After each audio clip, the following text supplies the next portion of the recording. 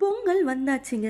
So பசங்க, பொண்ணுங்க எல்லாரும் கையில கரும்பு இருக்கா மாரி, இல்ல பொங்கல் பானையில இருக்கிற முன்னாடி நிக்கிறா மாரி, இல்ல பக்கத்துல மாடு நிக்கிறா மாரி, ஏஐ ப்ராம்ப்ட் வச்சு இமேஜஸ் ஜெனரேட் பண்ணிட்டுருக்காங்க.